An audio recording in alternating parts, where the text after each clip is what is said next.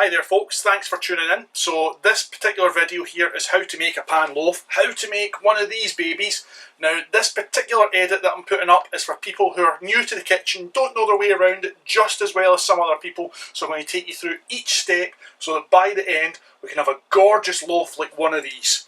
Now if you do like the video, hit that subscribe button for me please. I'd love to have you as a regular viewer, but also let your friends know about it as well, because the more people that see it, the more chance they're also going to like it. So share it among your friends as well if you like the video. Thanks for looking in, and let's go and make this gorgeous loaf. So the very first thing we require is 820 grams of very strong bread flour. My favourite's Manitoba very strong bread flour, which is actually about 14.9 grams of protein if I remember right. If not, the next favourite is Allinson's very strong bread flour, which is also 14 point something grams if memory serves correctly. For those that don't know, when we're talking grams of protein, what that means is there's 14 grams of protein per 100 grams of flour. The more protein we've got, the better it is for this type of bread. It's also fantastic for pizza dough. And to that, we want to add 3 1/4 teaspoons of Easy Bake, also known as fast action yeast. This is the yeast that we don't dissolve in water. It just goes straight as the dry granules into your flour. Now put it on one side because we're going to put a salt on the different side. So I always put my yeast on the right hand side of the bowl, and that way I know when I'm putting my salt in, it's not going to be near the yeast. And give it a wee flick over with your fingers to cover it as well, and that just protects any loose granules of salt immediately coming in contact with it.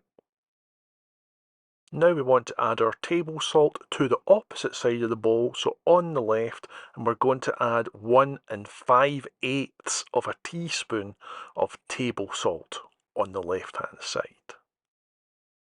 And now we want our granulated sugar, and we're looking again for 1 5/8 of a teaspoon, and again we're going to add that to the left hand side directly on top of the salt. And now we can measure out our water. When it comes to measuring out our water, we want to use scales because weighing our water is far more accurate than using a jug. Jug scales vary from manufacturer to manufacturer. They're not the most accurate. Using your scales gives you more accuracy. The beautiful thing being, when it comes to water, grams and milliliters are completely interchangeable because they're the exact same thing when it comes to water. So you can just measure. If you want 100 mils of water, go for 100 grams. In this case, we're looking for 540 milliliters of water, so we're measuring out 540 grams of water. Just remember to reset your scales to 0 with an empty jug on it. Temperature wise, the water we're looking for is tepid water, which is just below body temperature. So you can use water from your hot tap as long as that water remains just cooler than your fingers when you taste it with your fingers. If it feels slightly cool, that's what you're looking for. And after a little bit of back and forthing to get exactly 540 grams, just add that water directly to your mixing bowl. After adding our water to our mixing bowl, we're going to add our oil next. We're looking for 2.5 tablespoons of olive oil. If you don't have olive oil, you can get away with any general cooking oil, but olive oil gives it a nice little hint of flavour. And we add our water and oil first to the mixing bowl before our flour and yeast, etc., because it will knead far better when we put it into our machine. And now we can go and we can add our flour, our yeast, our sugar and our salt, and then we're going to take it over and we're going to knead this. Just remember, get any little bit extra bits that are stuck in the bowl into your mixing bowl. So now that we've got everything in the mixing bowl, we can take it over to the machine and we're going to knead it for 12 minutes until the flour has become quite smooth. When you're looking in, it starts off lumpy and it smooths up as the time proceeds. Now, a lot of the time, as you see here, you end up with some dough stuck to the edge of the machine. Stop your timer, stop your machine, and go in with a spatula and just clear it. I was very naughty here, and I shouldn't have done that. It's a good example of what not to do, because you could end up with broken fingers or a broken wrist if the machine caught my spatula. Turn the machine off before doing what I did. That was naughty. Naughty, naughty, naughty. And when you're about halfway through your kneading cycle, you'll see the dough is beginning to become smoother, but you'll also generally, because it's a reasonably moist dough, have a bit stuck to the bottom. Here's still quite a bit stuck to the bottom. Turn your speed up slightly. We're not going the whole way. You can just see the dial on mine's here, and I've went about half of full speed. Hold the machine because it will want to spin off your counter, and we're going to run it that way for 30 seconds or so just to start getting it off the bottom, and then we're going to turn it back down to kneading speed. We don't want it up that high speed for too long because we don't want to burn our motor out either. And you can see here when we turn the speed back down to normal kneading speed that the dough is no longer stuck to the bottom of the actual mixing bowl. And this also, quick speed for 30 seconds, just helps smooth out the dough a bit more, and now that it's no longer sticking, the rest of the dough will smooth out as we need it as well. Now, depending on the exact size of your rising bowl, 3 to 4, maybe even 5 sprays of some vegetable oil, and we're just going to go in with our spatula and we're going to take that round all the sides of the bowl. Now, when rising, the dough is going to need to be covered. You could use a damp cloth, which is the traditional way, but I like using something that gives a better seal, so I tend to use trays or something of that nature that fits just well over the top of the bowl. And because the dough is just about ready, it's time to lubricate our hands as well. You can see here the dough is looking lovely and smooth. The 12 minutes has now passed and we're going to bring it out.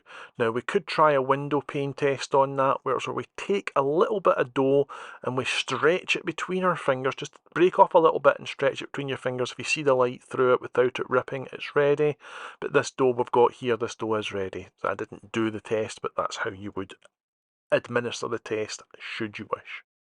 We want to take and we want to put the dough into our bowl, just plop it in initially, and we're going to take any of the dough that's stuck to our fingers. We have already previously oiled them, so it comes off relatively easily, not very, but relatively easy because it's a bit stick to the dough still. And we're going to clear any off the dough hook, and we're going to clear any out from the inside of the mixing bowl as well. The best way I find is with a proprietary proper dough scraper.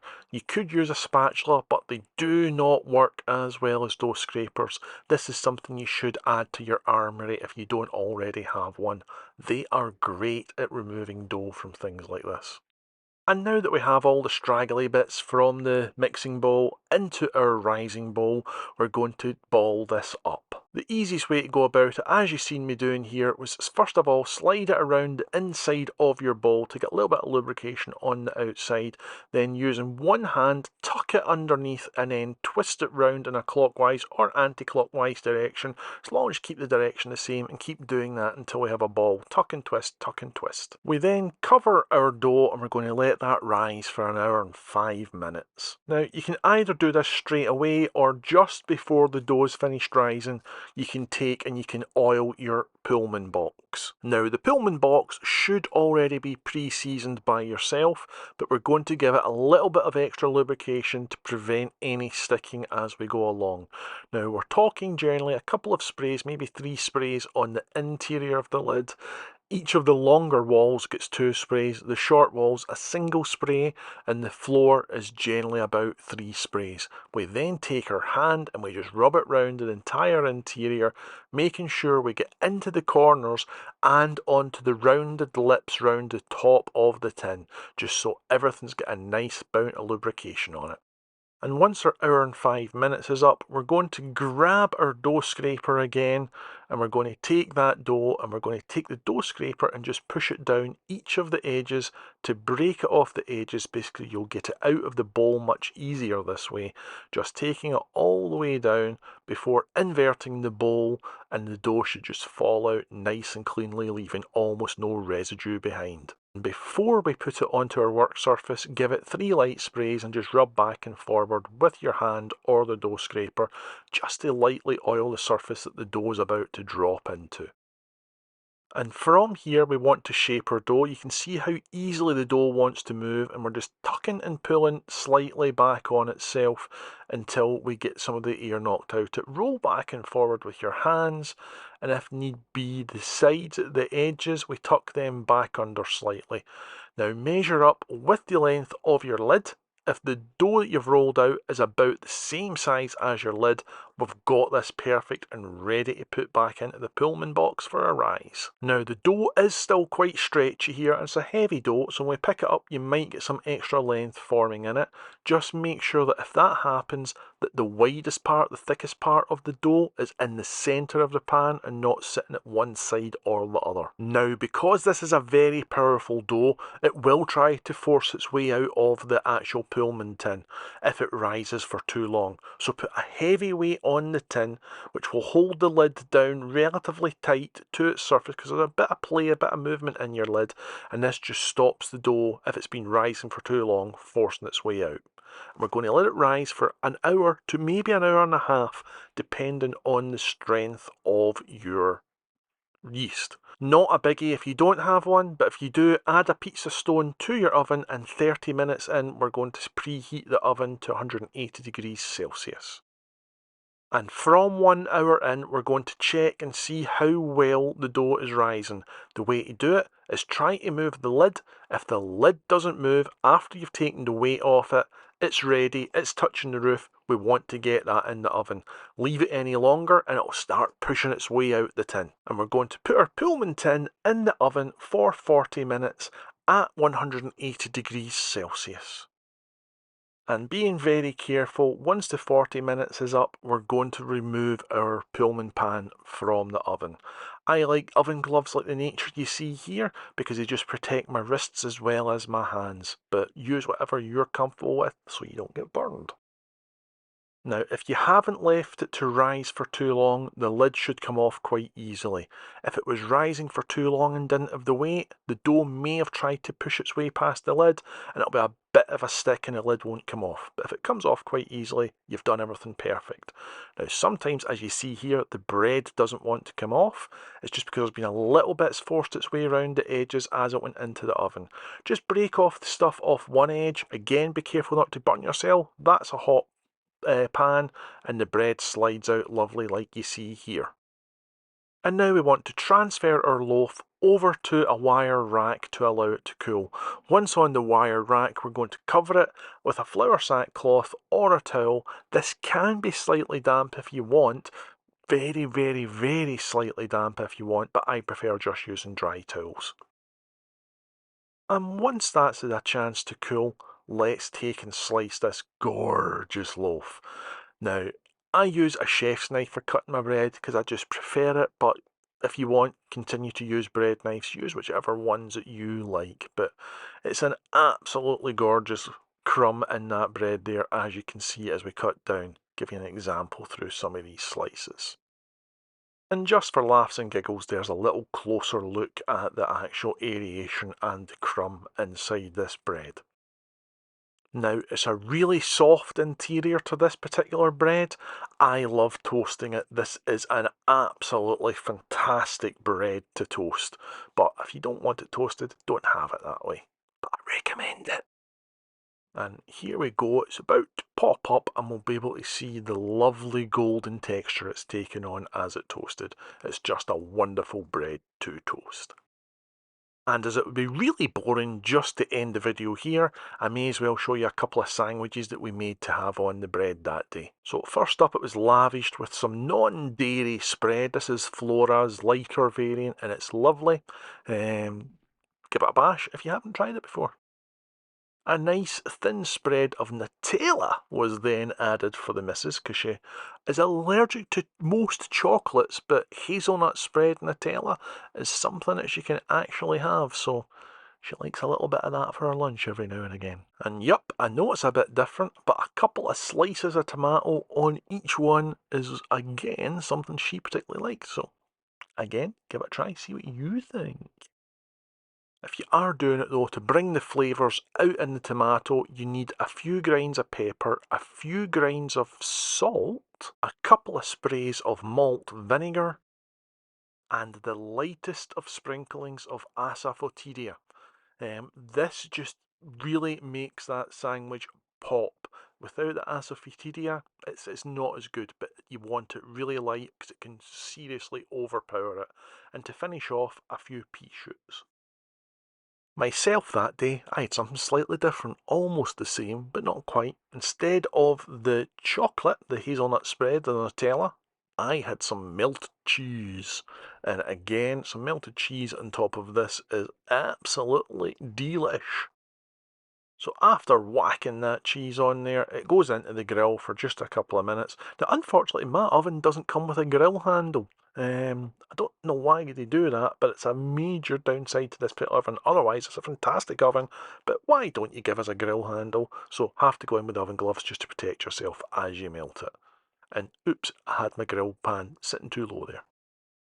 And two slight variants again going on to the sandwiches here, because my son was home from university that day, so I was making a lunch for him as well as making a lunch for myself.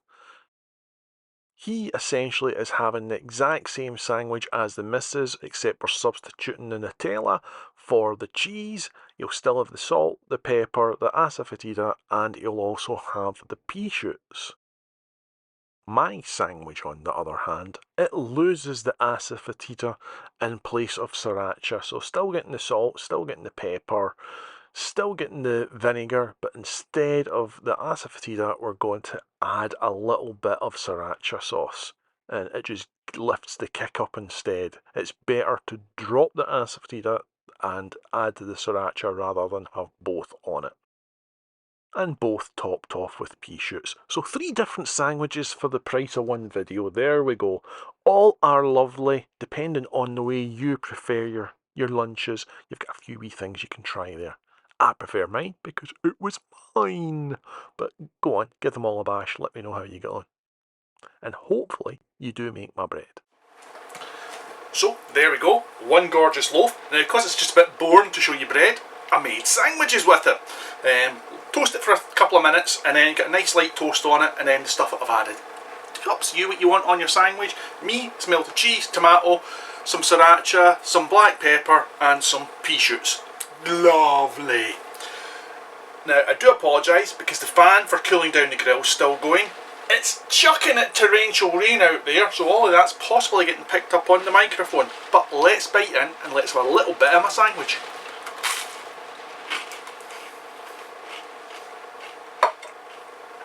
It's such a soft crumb on the actual bread, it's gorgeous.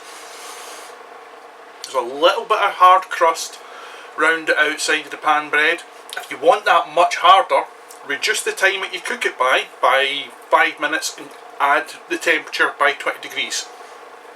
So take it up to 200 degrees and drop the time down to 35 minutes, and that'll give you a really hard crumb, a really hard crust, but still that soft crumb. Whatever way you prefer it, do it your way. I prefer the softer crust with those soft crumbs, so that's the 40 minutes and the 180 degrees Celsius. But otherwise, I'm off to enjoy my lunch. Thank you for tuning in. If you do like the videos, please share it among your socials, share it among your family and friends, those who might be interested in making their own cooking stuff, because it's going to help me grow the channel if they also subscribe and they like what they see. So thanks for watching. You guys stay safe, take care, all the best.